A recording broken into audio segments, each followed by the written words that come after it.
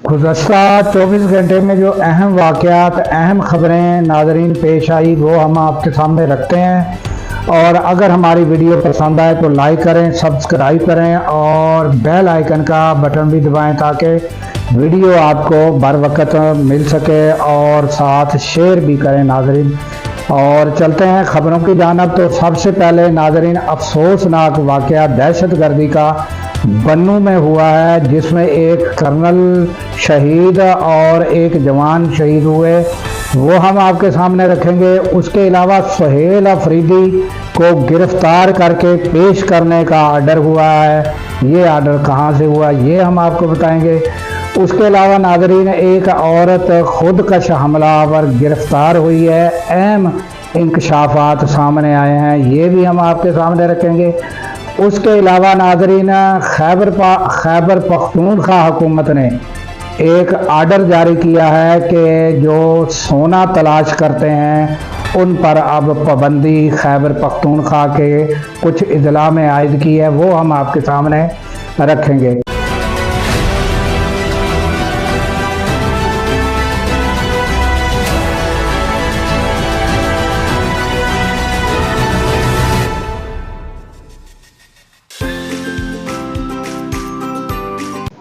अस्सलामुअलैकुम, मैं हूं अब्दुल गफ़ार।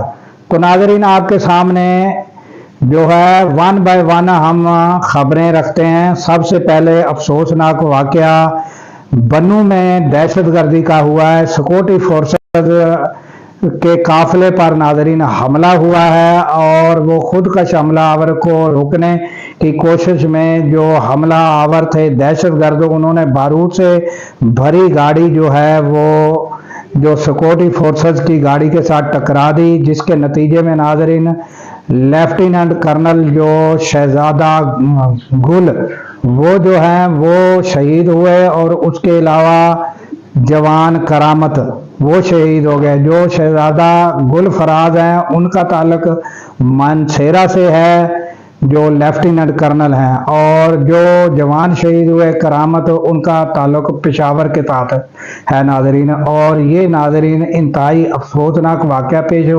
आया और उसके नतीजे में 5 दहशतगर्द जो हैं वो मारे गए हैं। तो उसके बाद उसके अलावा नाज़रीन DI खां में जो है खैबर पख्तूनख्वा DI खां में जो है एक खैमा बस्ती पर सिक्योरिटी फोर्सेस के छापे के नतीजे में एक औरत जो है खुदकश हमलावर जो है वो गिरफ्तार हुई है।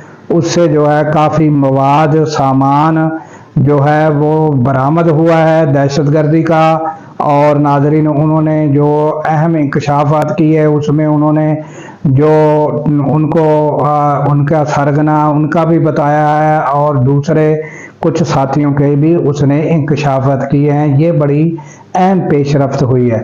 और उसके बाद नाज़रीन आ जाते हैं कि खैबर पख्तूनख्वा हुकूमत जो है उसमें जो सोने पर निकालने पर पाबंदी लगाई है, महकमा दाखिला और कबायली अमूर की जानब से ये पाबंदी आयद की गई है। और ये नाज़रीन पाबंदी जो है ये इंडस रिवर और काबल दरिया के जो गिरदो नवा और एरियाज में जो कानकुनी और दीगर तरीकों से सोना निकाला जाता है उस पर जो है पाबंदी 60 दिन के लिए पाबंदी लगाई है। और उसकी वजूहात यही बताई हैं कि जो माहौल यात और सियाहती तौर पर मकामात की तबाही बर्बादी हो रही है। और उसके अलावा नाज़रीन ये जो कानकुनी वाले हैं नहायत मालदार लोग, और यहाँ सिक्योरिटी नाफज करने वालों को भी ख़तरात लाक हो सकते हैं।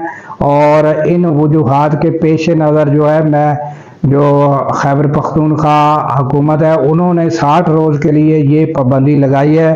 फिर इसको क्या वो पाबंदी बरकरार रख सकते हैं या कि ये सोना निकालने के जो हैं ये काम जारी रहेगा।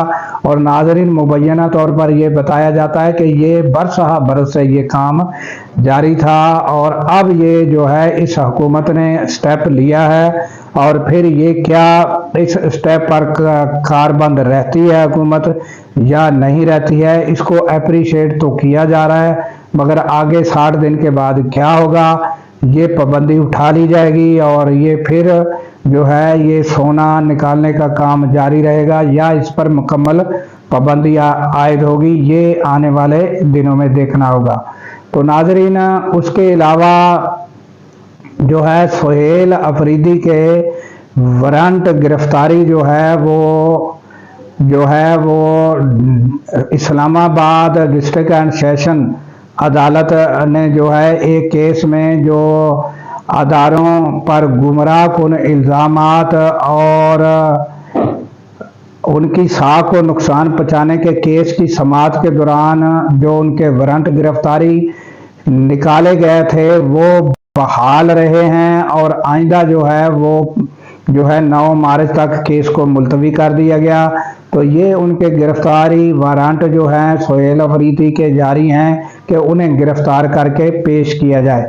तो ये नाज़रीन, इसके बारे में मैं ये बता देता हूँ आपको कि साबका अली अमीन गंडापुर उनके भी ऐसे केस होते थे और उनके ऊपर भी ये तलवार लटकाई जाती थी केसों की और FIR की, वारंट गिरफ्तारी की, वो चलते रहते थे और वो वजारत भी करते रहते।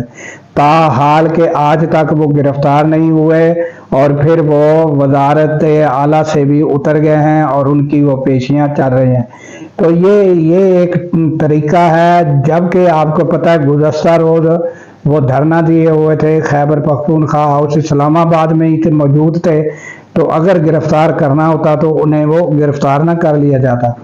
तो ये एक तरीका है, एक तलवार लटकाने का कि आपके ऊपर FIR है और आपको किसी भी वक्त गिरफ्तार किया जा सकता है। तो ये एक टैक्टिक्स हैं और बाकी जो है आप वो गिरफ्तार जो है नहीं किया जाता, सिर्फ ये एक डराने के लिए, धमकाने के लिए ये एक तरीकाकार किया जाता है। तो उसके अलावा नाजरीन जो है अली अमीन गंडापुर, उन्होंने जो गुज़श्ता कुछ इंटरव्यू दिए थे तो उस पर उन्होंने कुछ अपना एतराफ़ात भी किए हैं कि जो मैंने गुस्से में काफ़ी बातें की, तो अगर किसी को बुरी लगें तो उस पर उन्होंने एक माजरत की। और उसके अलावा उन्होंने कुछ एतराफ़ात भी किए हैं कि हम ताहाल जो है इमरान खान का इलाज कराने में नाकाम रहे हैं। उसकी वजूहात क्या हैं कि क्या हम कोई इस्तेमाल हमें कोई कर रहा है या हम इस्तेमाल हो रहे हैं या हम जो है